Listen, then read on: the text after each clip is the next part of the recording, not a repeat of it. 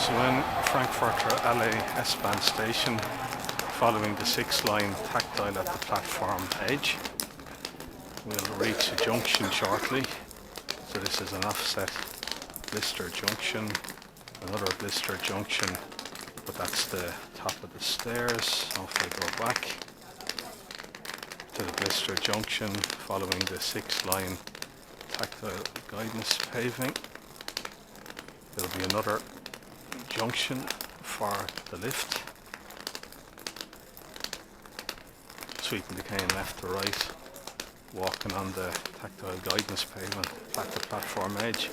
There's a blister tactile junction that diverges to the left, another junction which diverges to the left, and there's an offset blister junction.